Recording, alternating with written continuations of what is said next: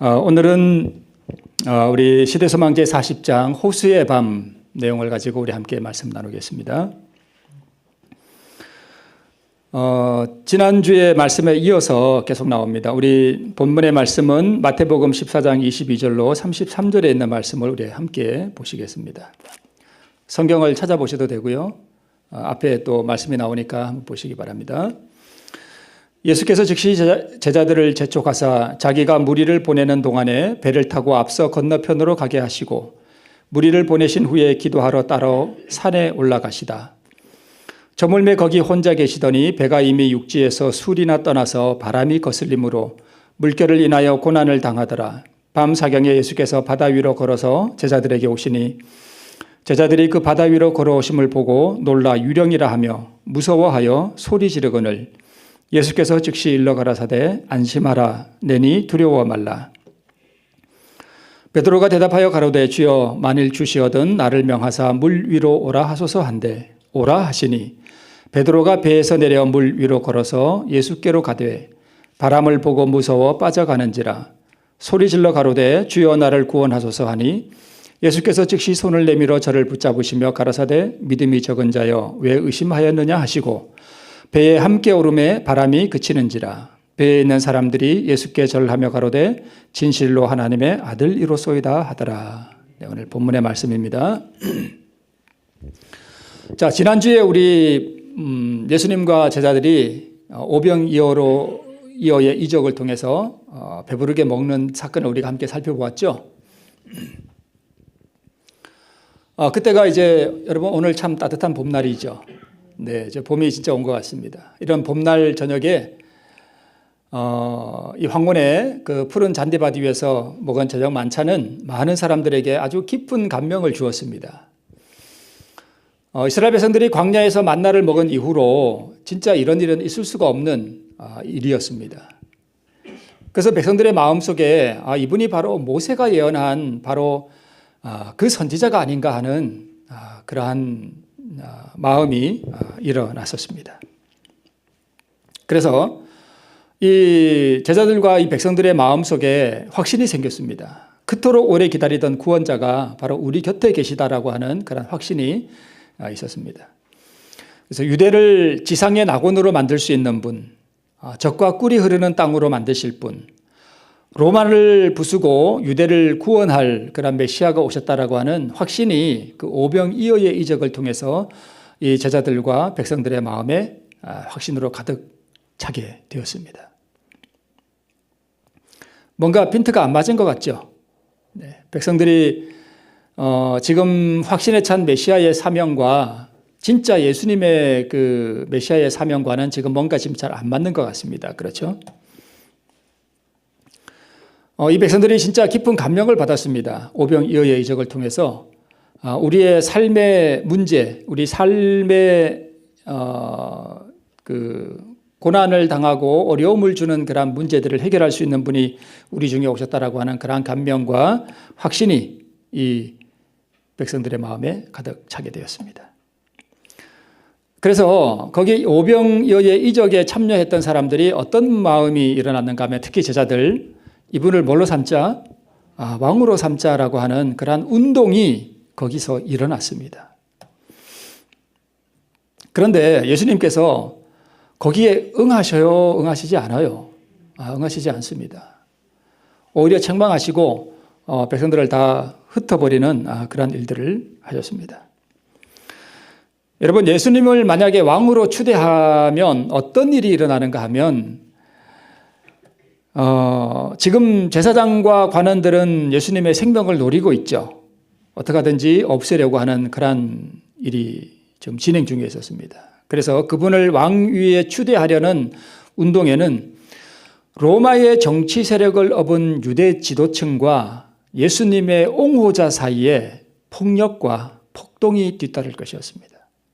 그 당시 유대 지도층은 로마의 정치 세력과 야합하고 있었거든요. 이것을 아신 예수님은 즉시 무리를 해산을 시키셨습니다.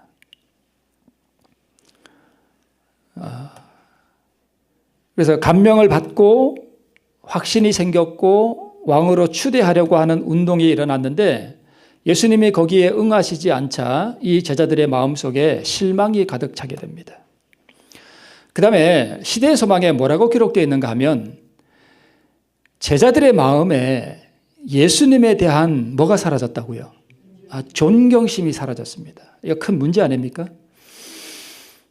메시아라고 지금 믿고 지금 따르고 있는데, 이스라엘을 구원할 자라고 믿고 따르고 있는데, 자기들이 원하는 그러한 왕으로 등극하려고 하는 그러한 의도가 보이지 않자 예수님에 대한 존경심이 사라졌습니다. 존경심이 사라지니까 뒤따라 나오는 것이 뭐냐 하면 불평과 불신의 마음이 가득했습니다. 그래서 예수님께서 오병이어의 이적을 행하신 후에 예수님을 왕으로 추대하려고 하는 그러한 운동이 일어나는 것을 보시고 무리를 다 흩으시고 예수님께서 제자들에게 배를 타고 건너편으로 가도록 이렇게 명하셨습니다. 그래서 이 제자들이 배를 타고 갈릴리 바다를 건너서 건너편으로 가는 동안에 어떤 일이 있었는가 하면 바로 존경심이 사라지고 그들의 입에서 불평이 나왔습니다. 네. 그리고 예수님은 제자들을 배를 타고 건너가라고 명하시고 난 다음에 예수님은 뭐 하러 가셨는가 하면 기도하러 가셨습니다. 기도하러. 그리고 이 제자들의 마음에 가득 차게 된 이 확신이 큰 실망으로 이어질 것을 이미 주님은 아시고 계셨습니다. 예수님의 마음에 큰 고통이 있었는데 그 고통이 뭐냐 하면 하나님 나라에 대한 관념이 세상의 세력과 명예에 국한되어 있다라고 하는 이 사실 때문에 예수님이 굉장히 마음에 고통을 느꼈습니다. 그러니까 하나님의 나라가 무엇인지 이 제자들이 지금 깨닫지를 못하고 있는 것입니다. 예수님이 생각하는 하나님의 나라는 어디에서 이루어지는 나라예요? 마음에서. 예수님은 지금 이 땅에 오셔서 하나님의 나라를 세우러 오시긴 오셨는데 이 예수님의 나라는, 하나님의 나라는 어디에 세우시는 거예요? 인간의 마음에 세우시러 오신 거예요. 인간의 마음에 하나님의 나라를 세우러 오신 거예요. 그런데 이 제자들은 지금 어떤 나라를 생각하고 있는가 하면 눈에 보이는 세상의 나라, 그런 나라를 지금 세우려고 하는 거예요. 그러니까 지금 뭔가 안 맞는 거죠. 그러니까 이 제자들의 마음에 예수님이 왕으로 임재하시고 제자들은 그 나라의 신민이 되는, 그리고 하나님의 율법에 의해서 다스림을 받는 그러한 나라를 세우시러 지금 예수님께서 오셨는데 전혀 지금 예수님의 사명에 대해서 깨닫지를 못하고 있는 것입니다. 그래서 이 제자들은 불신과 불평으로 충만한 마음으로 지금 배를 타고 다시 가버나움으로 가고 있었습니다. 자신을 왕으로 선포하는 것을 허락하지 않으셨다는 이유로 지금 불평이 가득했습니다. 아마 예수님에게 직접 요청했던 것 같아요. 예수님, 왕으로 지금 등극하시죠. 지금이 절호의 기회가 아닙니까?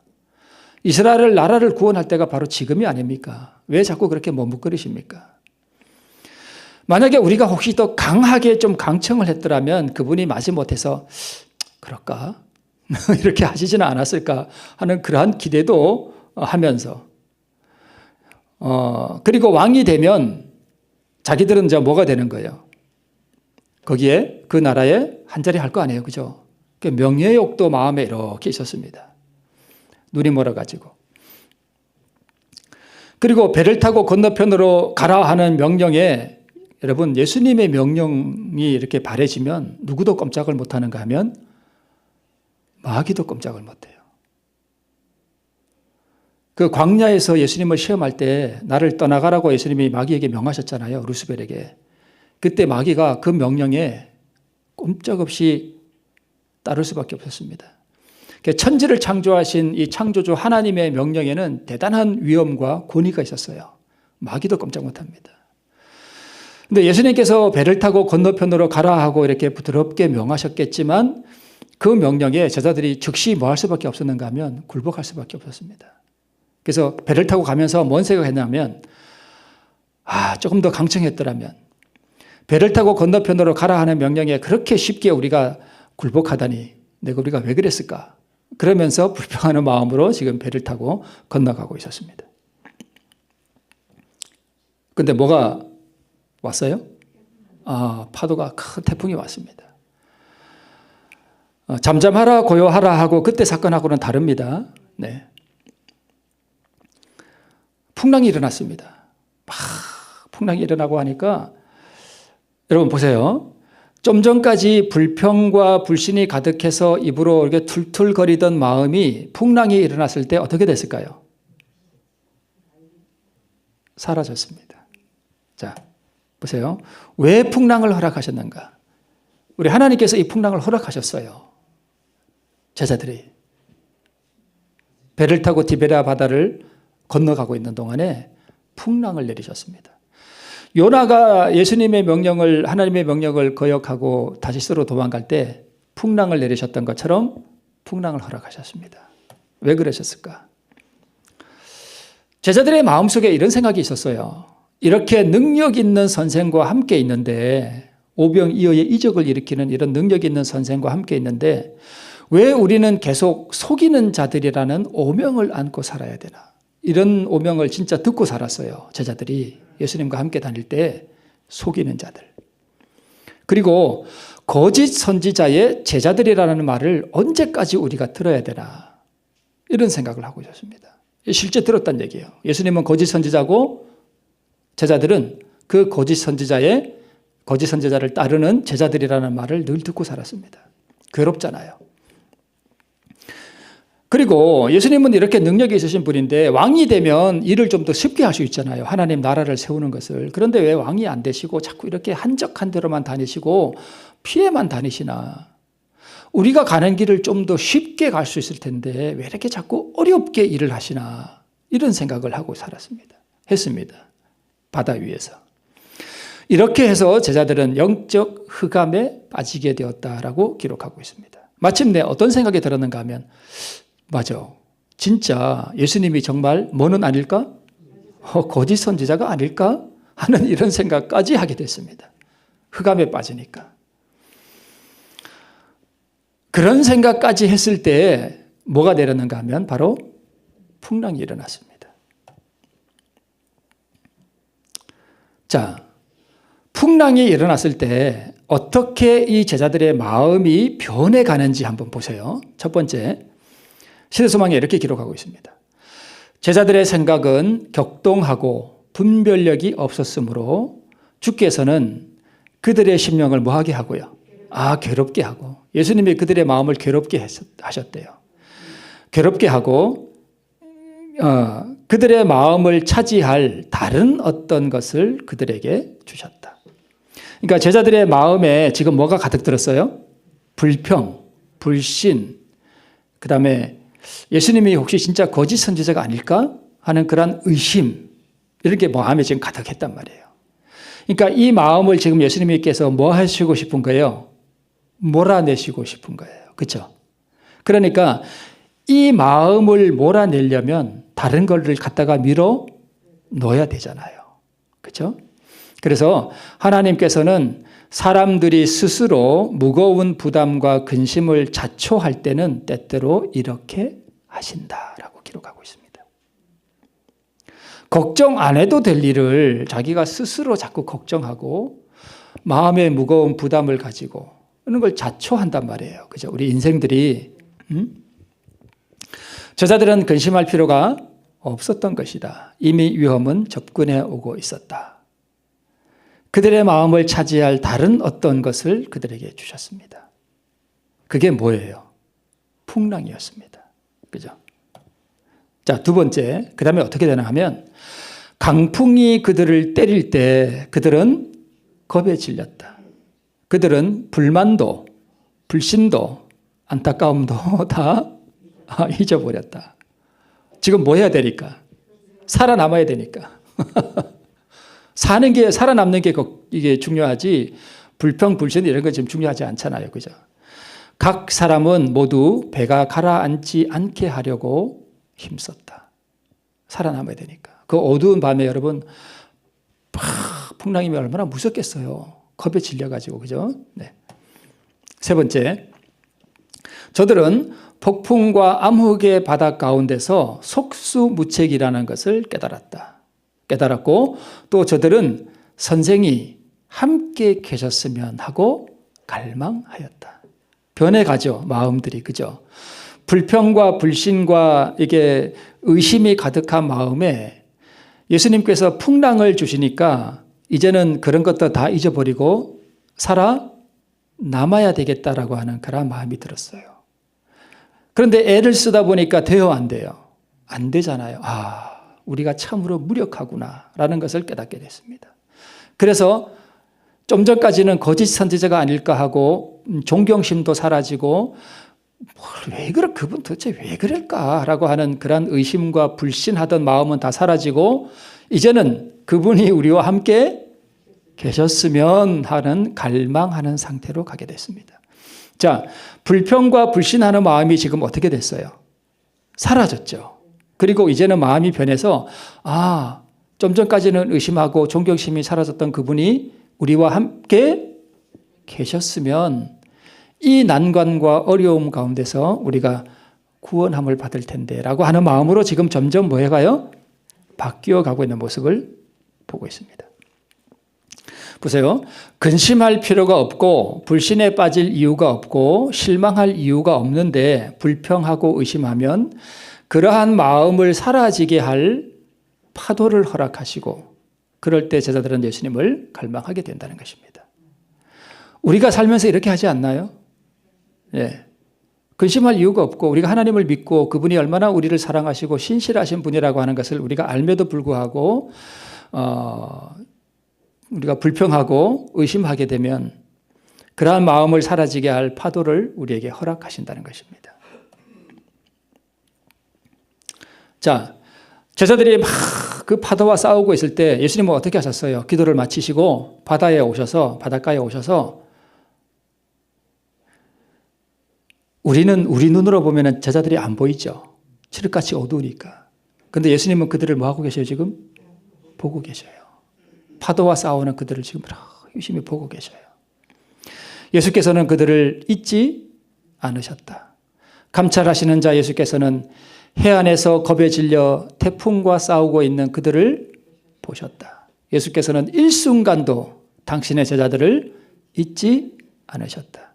예수의 눈은 깊은 우수를 띠시고 폭풍에 시달리는 귀한 짐을 실은 배들을 쫓으셨으니 이는 이 사람들이 세상의 빛이 될 것이었기 때문이다.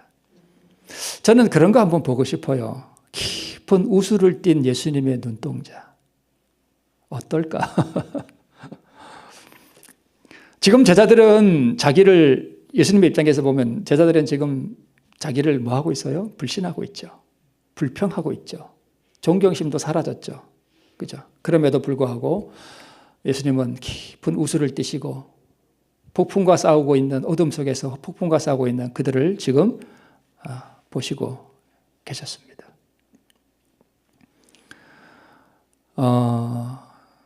우리도 마찬가지로 어떤 고난과 싸울 수가 있죠. 그죠? 우리에게 밀려오는 고난의 파도와 또는 삶에서 부닥치는 막다른 골목 같은 어떻게 살아야 할까 하는 막막함이 우리에게 밀려올 수 있잖아요. 그죠?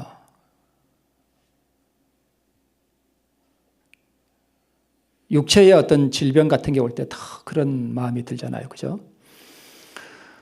그래서 우리가 그러한 파도와 우리가 싸우고 있을 때 주님께서는 한순간도 우리를 뭐 하지 않으신다고요? 잊지 않으시고 우리를 계속 이렇게 주목하고 보신다고 하는 사실입니다. 그러니까 우리가 근심할 이유가 없겠죠. 예. 제자들이 언제 구원을 얻었는가? 그들의 마음이 뭐 되고요? 진정되고 거룩하지 못한 야심이 뭐 해야 되고요? 가라앉고 겸손히 도움을 요청하는 기도를 드렸을 때 그들은 구조를 받았다라고 기록하고 있습니다.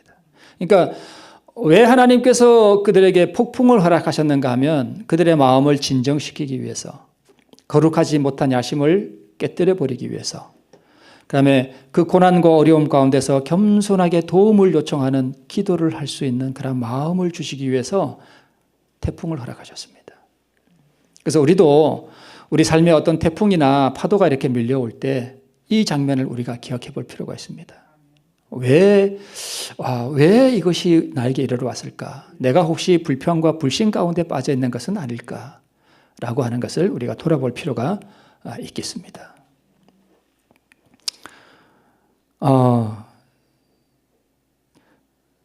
예수님의 모습이 어떤 것 같아요? 뭐라고 형용할 수 없는 무엇에게 이걸 뭐라고 표현해야 될까요?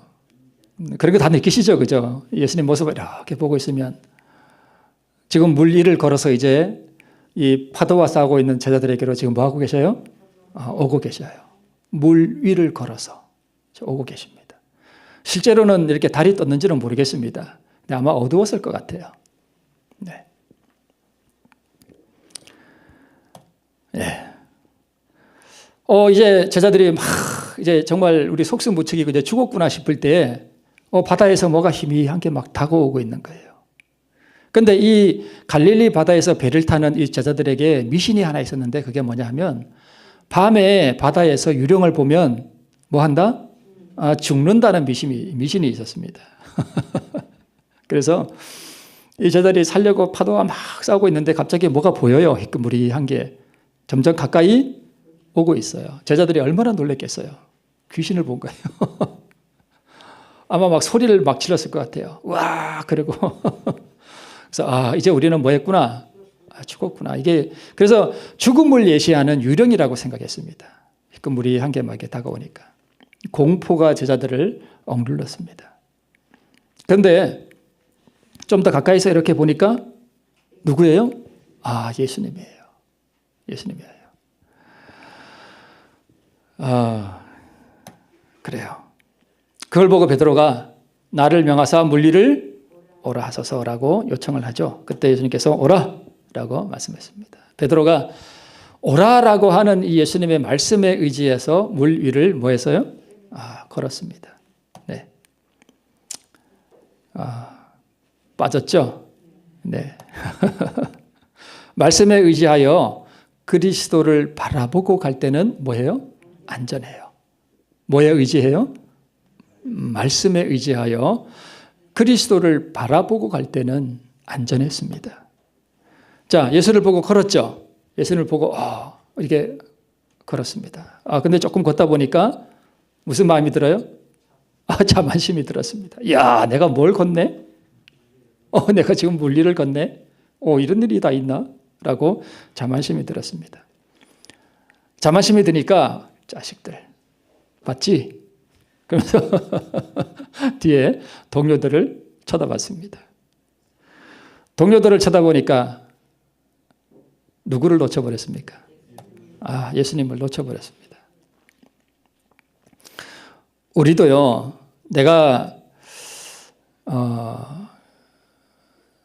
제가 이런 글을 봤습니다. 어떤 이제 일제시대 때 어떤 그 목사님이 신사참배를 반대해가지고 감옥에 가가지고 수년 동안 모진 고문을 견디고 이제 교회에 돌아와서 설교를 하는데 설교 제목이 죽도록 충성하라라고 하는 설교를 이제 하는데 자기가 그때 초등학교 5학년인가 뭐 중학생이었는데 그 설교를 듣고 너무 깊은 감명을 받았다고 하는 그런 글을 제가 봤는데 그러면서 또 무슨 글이 이어서 나오는가 하면 근데 그 동네에 좀 더 큰 교회가 있었대요. 근데 좀 더 그 큰 교회에 있는 목사님이 도망을 갔대요. 왜 도망을 갔냐면 신사참배했거든요. 부끄러워서 도망간 거예요. 근데 저는 그것을 보면서 이 목사님이 정말 이게 그 충성한 목사님이 이렇게 배를 보여줬대요. 근데 여기 막 인두로 다 기져가지고 막 만신창이가 된 배를 보여줬대요. 그 목사님 참으로 훌륭하죠. 저는 뭐 그것을 절대 불신하지 않습니다. 부정하지 않습니다. 그런데 무슨 생각도 드는가 하면 자칫 잘못하면 그 충성이 뭐가 될 수 있는가 하면 자기의가 될 수 있습니다. 그때가 제일 위험해요. 아주 조심해야 돼요. 그럴 수 있어요. 얼마든지 그럴 수 있어요. 우리가 일어섰다고 생각하는 순간이 가장 위험한 순간이에요.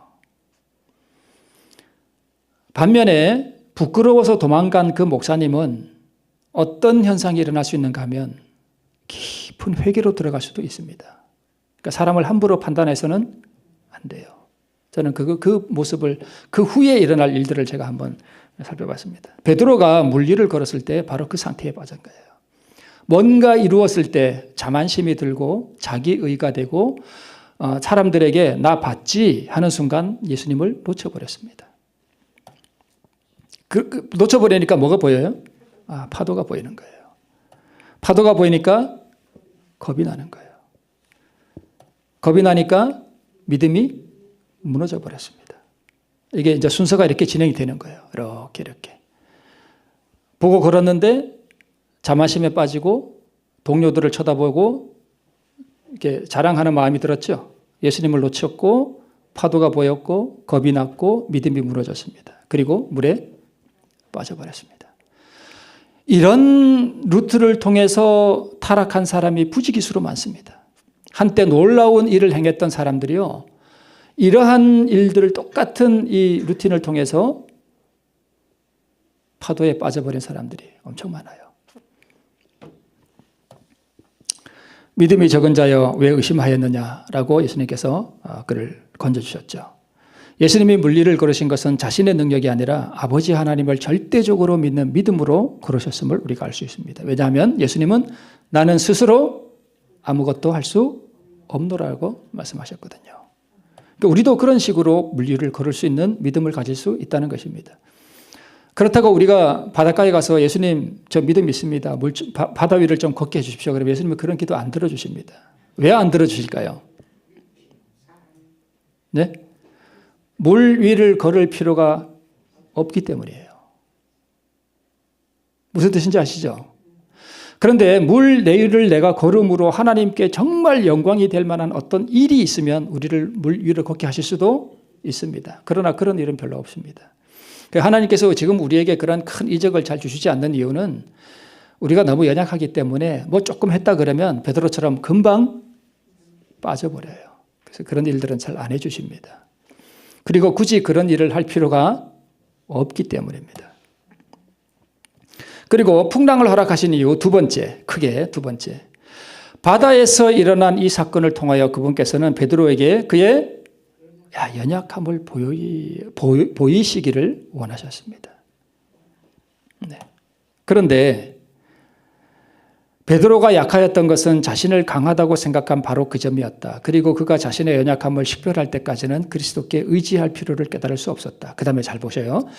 만일 베드로가 바다에서 있었던 경험을 통하여 예수께서 가르치시고자 하셨던 교훈을 뭐 했었더라면? 배웠었더라면 큰 시험이 닥쳐왔을 때 넘어지지 않았을 것이다. 이게 무슨 얘기일까요? 가야바의 법정에서 예수님을 몇 번 부인해요? 3번 부인했죠. 왜 부인했는가 하면 이 바다에서 자기가 얼마나 연약한가에 대한 그 교훈을 배우지 못했습니다. 그래서 또 넘어졌던 거예요.